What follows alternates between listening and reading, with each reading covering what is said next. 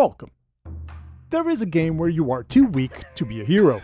So, you go on an adventure to find mighty heroes. And then you collect their dead bodies to use them like a t-shirt. But a really useful t-shirt. This is the saga of a game called Mortal Shell. Out of the hundreds of clones out there, this game copied Dark Souls' homework, but still made something that feels different. In true Dark Souls fashion, the game starts without any explanations. Just a creature rising from the water, and welcome to the tutorial. Not even a full minute goes by and I'm learning one of the game's main skills, turning my skin to stone to help me bounce off attacks. It's clear I need a weapon, so I take a sword from a statue, which is followed by a lesson on how to turn to stone in the middle of my attacks. Another gate opens, and I find an item that shows there's a gameplay system around item familiarity, but I'll explain that later. And then, at the end of the tutorial, just like in any Dark Souls, there's a boss designed to be impossible to defeat. But, after I lose the fight, instead of killing me, the boss goes like, "Oh, would you look at the time?" and lets a giant fish do the job for him. I mean, sure, why not? I'm swallowed up, fade to black, some words show on the screen, including an ominous mention of a tower and someone waiting there, then I wake up in a cave, again surrounded by water. Nothing left to do but leave through what's left of the giant fish's remains. Now, this is where the game starts moving away from Dark Souls. Instead of leveling up this weak creature, I have to find bodies like this one, and take them to use their fighting skills. A sprinkle of magic, and there, back to life. Well, not really, he's still very much dead. Not that it matters, I finally have a body that I can use to explore the swamps, where I get a vision of the tower I need to reach. Why? Who knows? That's the idea with these games. If I'm lucky, there will be a character who will actually say something important. Right now, the characters I find don't say much, so I let my sword do the talking until I find a loot, and spend about 5 minutes listening to the creature trying to play anything out of it. But they can't. Not yet. So I guess it's back to killing and picking up mushrooms and then finally heading up to the tower. There I find Sister Janessa. Very nice lady who somehow sees the creature inside the body and offers to make the night stronger, if I can find their name. But she isn't the only thing of interest here. Interacting with the bodies in the crypt, I get visions, or rather, I trigger an instinct of where these heroes have died. This will help me recover their bodies, which is saying it will help me change to a different class and different playstyle. Then, up the stairs there's a strange statue that wakes up and says she's my sister. The levels of bizarre are definitely within the Souls-like standards. But she isn't just that, she's a keeper of the cycles, a gauntlet run type of challenge, that I definitely won't do now, because I literally just started the game. Back to exploring the rest of the tower, where I find this strange yet very polite merchant that sells a lot of key items. But there's also a cat, and you can pet the cat. Game of the century, hands down. Oh right, then there's the one waiting in the tower, a giant bound by chains. And when I remove the seal binding him, I'm asked to collect glands and bring them back. Honestly, at this point, he could have asked for Elvis and a plate of spaghetti, who cares anymore? Then, lastly, there's a work table to upgrade the different weapons I can unlock. But similar to the bodies, I need to find them first using instincts of where they are. But now, I don't know where even to begin, maybe I'll take a break to play loot for Janessa. Just kidding, I need to find out the name of the knight I'm wearing. For that I need tar. Enemies have tar. Kill enemies, you get tar. After a quick grind through the swamp, I go back to the tower to ask Janessa to spend it so she can unlock the memory of my name. And why would the name matter? It adds to the lore, sure, but mostly this unlocks the hero's memories of the skills they had when they were alive. Now, those skills may not suit my playstyle, so spending tar on them may be a waste, meaning it's time to find another body. Heading away from the tower feels uncomfortable, but it's very rewarding. I get to practice combat, especially parrying attacks, but there's a lot of things to find too, like these lore stones that should help connect some dots.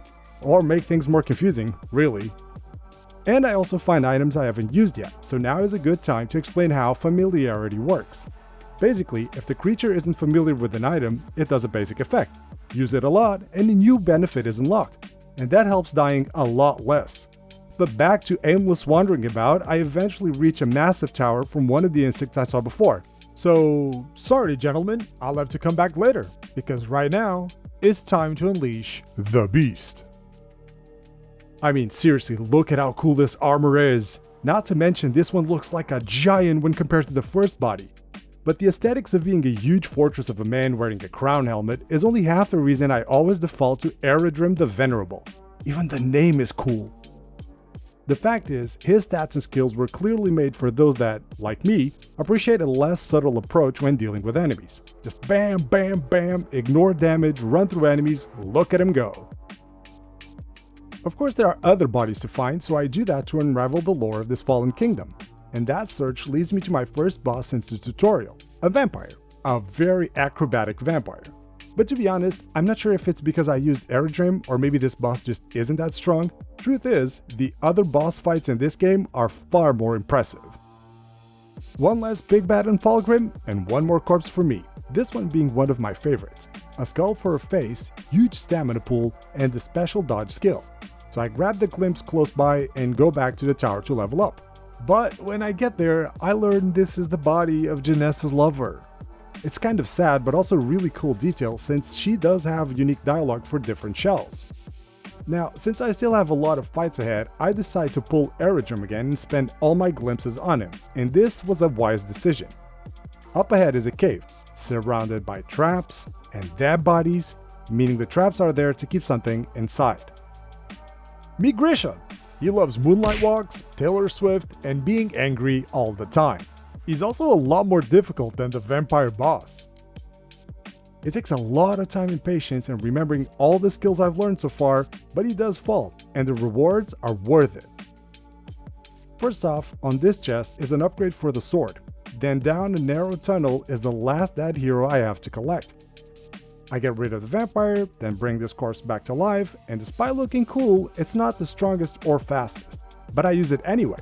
Why? There are 3 main stats in this game, health, stamina, and then resolve, which is spent when using special attacks. So this guy in the iron mask can serve some serious ass kicking. In fact, it helps me reach one of the areas where I can find one of those glands I have to bring back. Janessa is here, so I might as well say hi, because I still have to find out this shell's name. However, because I already spent all my glimpses, I don't have any resources to level up anything right now. Lucky for me, there is something else that I can upgrade. That sword part I found in that chest back at the cave that unlocks a new special attack for the sword. And while that's very nice, I don't need it because I just found something better. This book unlocks a weapon. All I have to do is read, right? Wrong, spider attack. And now I have to face the tutorial boss again. He's just as tough as he was before, but this time I have a shell and I can deflect attacks. The trial ends, I get this spiky staff. Sorry, I'm really underselling it. Longer reach, wide angle of attack, and it can burn enemies thanks to an upgrade I find on this tomb. By far my favorite weapon in the game. Not that the others are bad, but this one gets things done. But a weapon alone can't do all the work, and Solomon's health bank is not enough. So before I move on, I go back to pick another shell, do some upgrades both to the shell and the weapon, so I can come back. But while I'm here, there's something I left pending on the tower. It's a good time to go back to try a cycle, because this challenge is good practice for the main game, seeing it's still about finding a gland and bringing it back to the tower. But each cycle runs like a roguelike mission. No checkpoints, all upgrades are temporary, when I die, back to 0. And it's just one more thing that makes Mortal Shell different. While most games using the Dark Souls formula focus on tough bosses, obscure lore, and learning how to hit and dodge, this game wanted to do all of that but from a different angle, giving players more options on how to explore and fight, instead of locking everything behind progression, and I really hope they bring that back on the next Mortal Shell game. Now, the game isn't for everyone, mainly because it does fit the Souls-like legacy. The main game is challenging, and the cycles can feel a lot worse. This final screen showing how sad my attempts were can be brutal. So I should ask myself, should I give up? Maybe go visit the giant frog that lives in the swamp, feed him, play a song or two for him? Or I can accept that no matter how often I fall, the shell may be mortal, but I can always try again. Thank you for joining me in the saga of Mortal Shell. If this video taught you how to use a body, remember to leave a like. However, if you stayed for the bizarre lore and secrets, let me know which one was your favorite down in the comments. Now, if going inside a dead body isn't your thing, I do have other videos you can check. Souls-likes, cat petting simulators, medieval guitar hero, count on me to make a video about it, so be sure to subscribe to see them. and you can always drop by my social pages for other content and to say hi. Now if you don't mind, I need to go get good. See you on the next.